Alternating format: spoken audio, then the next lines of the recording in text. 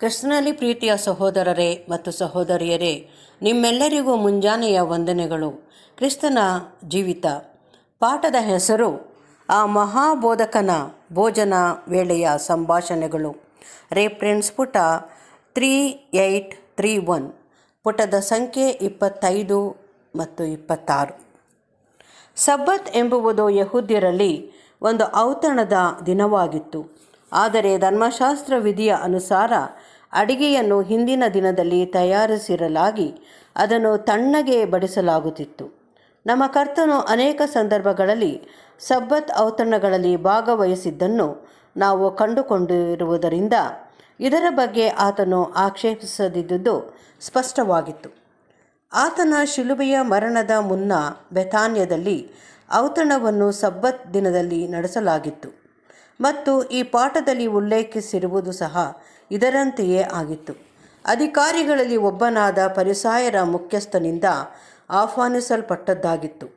ಇದರಲ್ಲಿ ನಮ್ಮ ಕರ್ತನ ಸಹಿತವಾಗಿ ಶಿಷ್ಯರು ಒಳಗೊಂಡಿದ್ದು ಅಲ್ಲದೆ ಆತಿಥೇಯನ ಪ್ರಮುಖ ಸ್ನೇಹಿತರುಗಳು, ಫರಿಸಾಯರು ಮತ್ತು ಧರ್ಮೋಪದೇಶಕರಲ್ಲಿ ಅನೇಕರಿದ್ದುದು ಸ್ಪಷ್ಟವಾಗಿತ್ತು. ಯೇಸುವಿನ ಪ್ರಸಿದ್ಧಿಯು ಗಣನೀಯವಾಗಿ ವ್ಯಾಪನಗೊಂಡಿದ್ದು ಈ ಮನುಷ್ಯರು ಆತನೊಡನೆ ನಿಕಟವಾದ ಸಂಪರ್ಕಕ್ಕೆ ಬರಲು ಆಸಕ್ತರಾಗಿದ್ದುದರಲ್ಲಿ ಸಂದೇಹವಿರಲಿಲ್ಲ.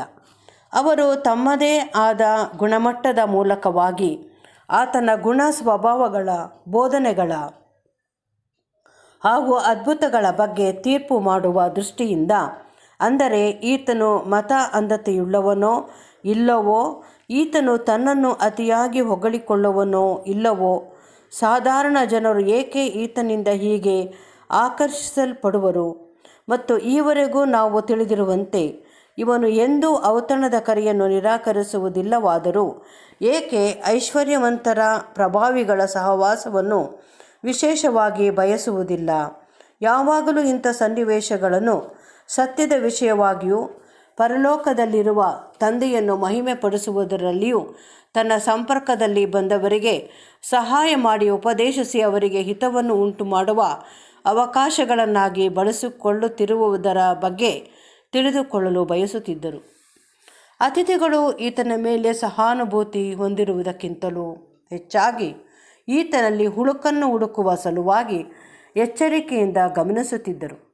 ಅವರು ಆತನಲ್ಲಿರುವ ಸದ್ಗುಣಗಳಿಗಿಂತಲೂ ಅಧಿಕವಾಗಿ ನ್ಯೂನತೆಗಳನ್ನು ಕಂಡುಕೊಳ್ಳಲು ನೋಡುತ್ತಿದ್ದರು. ಇತರರಂತೆಯೇ ಇವರಿಗೂ ಯಾವ ದೋಷವನ್ನು ಕಂಡುಹಿಡಿಯಲಾಗಲಿಲ್ಲ. ಬಹುಶಃ ಆಕಸ್ಮಿಕವಾಗಿಯೋ ಇಲ್ಲವೇ ಸಂಚಿನ ಮೂಲಕವಾಗಿಯೋ ಆ ಕೂಟದಲ್ಲಿ ಜಲೋದರವುಳ್ಳ ಒಬ್ಬ ಮನುಷ್ಯನು ಇದ್ದನು. ಇವನು ಆ ಮನೆಯವರಲ್ಲಿ ಒಬ್ಬನೋ ಇಲ್ಲವೇ ಆ ಕುಟುಂಬದ ಒಬ್ಬ ಸದಸ್ಯನಾಗಿಯೋ ಆಗಿದ್ದು, ವಾಸ್ತವದಲ್ಲಿ ನ್ಯೂನತೆಯುಳ್ಳ ಈ ಮನುಷ್ಯನಿಗೆ ಗುಣಪಡಿಸಿಕೊಳ್ಳುವುದನ್ನು ಪ್ರಸ್ತಾಪಿಸುವ ದೃಷ್ಟಿಯಿಂದಲೇ ನಮ್ಮ ಕರ್ತನನ್ನು ಕರೆದಿರುವ ಸಾಧ್ಯತೆಯೂ ಇತ್ತು. ನಮ್ಮ ಕರ್ತನು ರೋಗಪೀಡಿತರ ಬಗ್ಗೆ ವಿಶೇಷವಾದ ಸಹಾನುಭೂತಿ ಭಾವನೆ ಹೊಂದಿದ್ದಂತೆ ತೋರುತ್ತದೆ. ಅಲ್ಲದೆ ಆತನು ಕೂಡಲೇ ಜಲೋದರವುಳ್ಳ ಈ ಮನುಷ್ಯನನ್ನು ಗಮನಿಸಿದ್ದನು. ಯಾರೇ ಇತರರ ಹಾಗೆಯೇ ಫರಿಸಾಯರು ಅದ್ಭುತಕ್ಕೆ ಸಾಕ್ಷಿಯಾಗಿರಲು ಆಸಕ್ತರಾಗಿದ್ದುದು ನಿಸ್ಸಂದೇಹವಾಗಿತ್ತು. ಮತ್ತು ಆ ಸಮಯದಲ್ಲಿ ಅವರ ಪದ್ಧತಿಯ ಅನುಸಾರವಾಗಿ ಇಂಥ ಅದ್ಭುತಗಳನ್ನು ಸಬ್ಬತ್ತಿನದಲ್ಲಿ ಮಾಡುವುದು ಸಹ ಒಂದು ಅಸಭ್ಯ ವರ್ತನೆಯಾಗುತ್ತಿತ್ತು. ನಮ್ಮ ಕರ್ತನು ಈ ಸಂದರ್ಭವನ್ನು ನಿಭಾಯಿಸಲು ಉತ್ಸುಕನಾಗಿದ್ದುದು ಸ್ಪಷ್ಟ.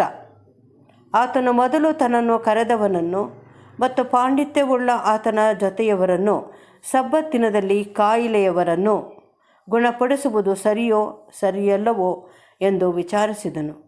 ಜನರಿಂದ ಮಂಡಿಸಲಾದ ಇಂಥ ಪ್ರಶ್ನೆಗಳಿಗೆ ಯಾವ ಸಮಯದಲ್ಲಾದರೂ ಉತ್ತರಿಸುವಲ್ಲಿ ಧರ್ಮೋಪದೇಶಕರು ಸಮರ್ಥರೂ ಅದನ್ನು ಇಚ್ಛಿಸುವವರೂ ಆಗಿರುವರೆಂಬುದನ್ನು ನಿರೀಕ್ಷಿಸಲಾಗಿತ್ತು. ಆದಾಗ್ಯೂ ಈ ಮಹಾಬೋಧಕನ ಸಮಕ್ಷಮದಲ್ಲಿ ಅವರು ಉತ್ತರಿಸದೆ ಮೌನವಾಗಿದ್ದರು. ಈತನು ಯಾವ ಕ್ರಮವನ್ನು ಅನುಸರಿಸುವನೆಂಬುದನ್ನು ಅವರಿಗೆ ನೋಡಬೇಕಿತ್ತು. ಆತನಿಗೆ ಅಡ್ಡಿಪಡಿಸಲು ಅವರು ಆಶಿಸಲಿಲ್ಲ. ಬಹುಶಃ ಈ ಸಂಬಂಧವಾಗಿ ಆತನಲ್ಲಿ ತಪ್ಪು ಕಂಡುಹಿಡಿಯುವ ಅವಕಾಶವನ್ನು ಅವರು ಬಯಸಿದ್ದರು. ಸಬ್ಬತ್ತಿನದಲ್ಲಿ ಗುಣಪಡಿಸುವುದಕ್ಕೆ ಧರ್ಮಶಾಸ್ತ್ರದಲ್ಲಿ ಯಾವ ಆಕ್ಷೇಪಣೆಯೂ ಇಲ್ಲದಿರುವುದನ್ನು ತೋರಿಸಿ ನಮ್ಮ ಕರ್ತನು ಅದ್ಭುತವನ್ನು ನೆರವೇರಿಸಿದನು. ಹೇಗೆಂದರೆ ಆತನು ಅವನ ಕೈ ಹಿಡಿದು ಅವನಿಗೆ ವಾಸಿ ಮಾಡಿ ಕಳುಹಿಸಿದ್ದನು. ಇಲ್ಲಿ ಸೂಚಿತವಾಗಿರುವುದೇನೆಂದರೆ ಈ ಅದ್ಭುತವು ತನ್ನ ಮೂಲಕವಾಗಿ ದೇವರ ಶಕ್ತಿಯಿಂದ ನಡೆಸಲಾಯಿತೆಂಬುದು. ಹೀಗೆ ದೊಡ್ಡದಾಗಿ ಪ್ರದರ್ಶಿತವಾಗಬೇಕೆಂದು ನಮ್ಮ ಕರ್ತನು ಆ ಬಾಧಿತನನ್ನು ಒಂದು ವಿಧವಾಗಿ ಮುಟ್ಟಿದ್ದನು.